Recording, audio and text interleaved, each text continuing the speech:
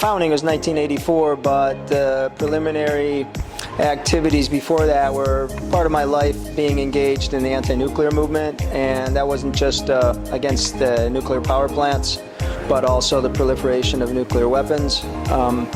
So that was a real huge concern of mine, and I also was great affinity for the environment. And I thought, from early on, recycling was a really important issue, as well as just taking care of the planet and learning how to be a less wasteful culture and society. I was actually hitchhiking across the country. I did that a lot. Canada, United States, different places. And a real right-wing guy, real racist guy picked me up. And we had this sort of debate.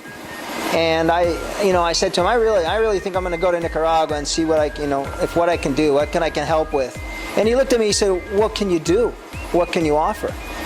And I was like, well, I know how to fix bikes. I'm a professional bicycle mechanic. And he said, well, there you go.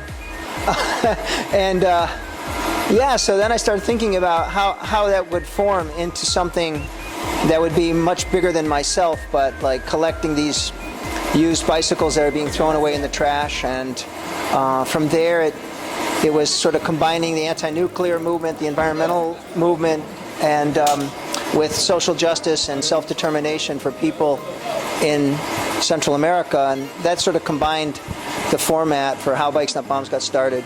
A volunteer during the first 5 years of after we came back from Nicaragua. For 5 years I worked with a volunteer and basically helped set up the beginning of the organizational structure. Like, I wrote the original nonprofit incorporation papers, and I wrote them, I worked with a lawyer. And I did the bookkeeping for the first several years, and we moved slowly during that time. We started organization building and went from being a movement into being a nonprofit, and also started a really important part of community development here. And our thought was, well, if we had figured out how in Nicaragua to turn these used bicycles into a source of capital to start permanent businesses and permanent employment and provide a sustainable transportation and do some movement building, why couldn't we do that in Roxbury, where there was clearly a need for employment? And we got sort of steered towards youth in the beginning, because like here, as in a lot of places in the world, people don't take bikes seriously for transportation. They think of them as something for young people. But I have no regrets at all about having gotten steered in the direction of youth development. This summer we had 2 sessions of Earn a Bike. That's where youth learn how to rebuild bikes that are donated by individuals who may have a couple of bikes in their basement that they thought they would use, they don't use, so they bring them here instead of going in the trash, and they learn how to rebuild them, learn about bike mechanics, bike safety, and then they earn the bike that they've been working on. A valuable moment for me was that there was one day, there was this young girl taking Girls in Action, and she's just like, I really like today's lesson because I feel confident that I can, do something that I couldn't do before, and I can use the skill going forward, and that's what we all hope for. And I don't know, that day I was just like, I'm so glad. So glad to hear that, because that's exactly what we want to do. Back in the day, we had a lot of situations where, we're feeling like a bike could save a life. And there's a lot of situations like that where, if somebody has a bike, it's a matter of whether or not a kid can go to school, whether or not, an older person can take care of their sibling, 20 miles out. The transportation, if you don't have a car and, the only place work is 15, 20 miles away, there's no way you can actually, do that every single day. So it expands possibilities, links up, villages and things like that. Right now we're packing one of our containers to ship these bikes overseas to one of our partners.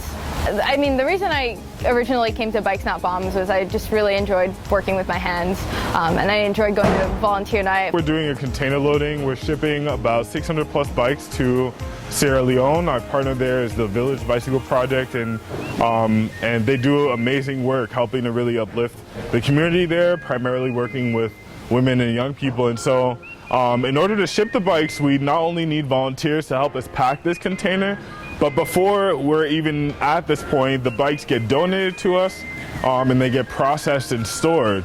All of that work is really led by volunteers, and shipping bikes, collecting bikes, processing it that's a really critical part of what we do. Nothing else that we do would really have an impact. And so the volunteers that help us do that work along the way, they are incredibly critical to keeping this work going. We've been a grassroots organization from the beginning, and it's really what sustains us. It's helping to bring communities together to really understand the issues that we're all faced with and we're all plagued by, and it helps us create a solution around coming together that ultimately will help us sustain the change that we're making. From the beginning, it was really an environmental justice focus. It's like you can't have peace if you don't have sustainable development. And so the initial Not Bombs was just about, well, why are we supporting this war on this effort to build a different type of community in Nicaragua, a different type of society? But it pretty quickly evolved into, we need to have sustainable development where everybody is getting enough, and economic justice also, in order to have peace. Because we can't, if you're trying to look for a situation in which there aren't armed conflicts, there has to be enough to go around, and it has to be sustainable. Otherwise, we're going to be creating messes, and people are going to be moving, and there'll be migration as we see today. So that's really where for me, that's what the Not Bombs means. And that's why it's bikes, not bombs. It's a coherent vision of what we need in a world. There's this collaborative or collegiate, non-hierarchical learning environment that is like really amazing. So even though, I have the skills of knowing how to overhaul or maintain something and service it, I'm also always learning about ways from other people and like youth here on how I relate or place myself in relationship to the world around me. So it's like, there's this trade-off of like skills, either technical, social, emotional, mental, and it's like really enriching. The group of people here, it's everyone here, everyone that volunteers and works at this Bikes Not Bombs is an inspiration. It's honestly, I'm humbled every time I walk in, and it's hard to not be humbled when you realize the amount of time and effort and energy that everyone here gives to this organization. Well, I'd say it's fun because there's a lot of certain things, like we're not just heavily working on our bikes, we're learning things, we're interacting with everyone before we like we play games. We're not just here working on the bikes non-stop. And also, we haven't gotten a bike ride yet, but we're going to be going on bike rides to visit new places. So I'd say it's like fun. It's like a whole experience. What Journey means to me is taking your life on this roller coaster ride. And Bikes Not Bombs is part of that roller coaster ride. It impacts the community, it impacts the people who live in it, it impacts people across the world.